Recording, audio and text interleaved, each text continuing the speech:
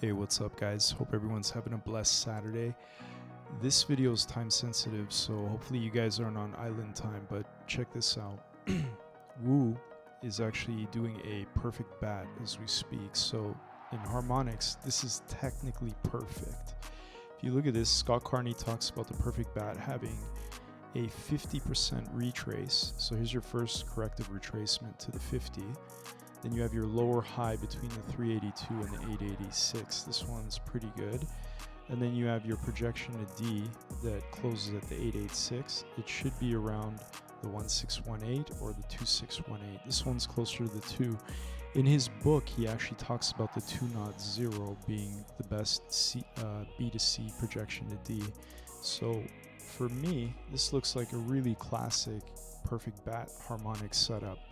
What I'm seeing on the 12-hour that you can't get from the data on the daily. On the daily, I mean, you can't see there's an imbalance there. On the 4-hour, there's like a choppy area. It kind of looks like an imbalance, but if you flip it to the 12, you could see there's a very clear 12-hour imbalance right here. What I like about it is it lines up with the BAT PRZ and the H12 imbalance right there. So I feel like this is an area that's going to get absorbed pretty nicely. So it's an area where you can set a feeler position. And then the idea would be to add to it when they take these equal lows into structure over here, because the real, if you're going to size out your trade, you would only do maybe 15 to 25% here. And you would wait. That's just so you have exposure in case it does do a heavy bounce from there. But the idea would be save the bulk of your size for when these two get taken out and this gets rinsed over here. Because if it does get taken out, you're going into key level that I've marked out, and you can see that was a price reactive zone. Here it pivoted, here it back tested it before the move up, here it rejected before it started to attempt to go up, here it pivoted after a double tap, here was the first down thrust where it tried to hold as support.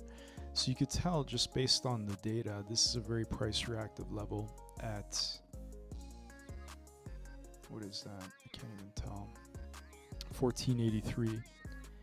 So that's kind of like your insurance policy. If the feeler position up here doesn't work, you have the bulk of your size down here. And that would mean maybe 25% here. Maybe you have another 35% here, and then 45% in case they really rinse the lows. And then you're looking to capitalize on this deviation in this 12-hour imbalance. Let's look if there's a daily. Yeah, so there's a daily. So this is actually even more reason to put most of your size here. So I would actually look for a pretty strong wick into this zone right here. And this is your daily imbalance. Can't fucking spell, man. All right. Daily imbalance. So look for this trade. It's coming up very shortly. I think this is going to be a flush. After that, who knows? They might come after this. You can try to re-enter. It looks like we do have equal lows a little bit lower here. 1, 2. So that could be the ultimate target, which is why I would probably set a stop somewhere in this range over here, maybe below this right here, below that wick. That way, if it keeps collapsing below that wick, you don't lose 20% plus below there. So obviously you got to have an equitable stop, but yeah, this is coming up. So just pay attention, set an alert somewhere around 16.5 and then again 14.88. Cheers guys.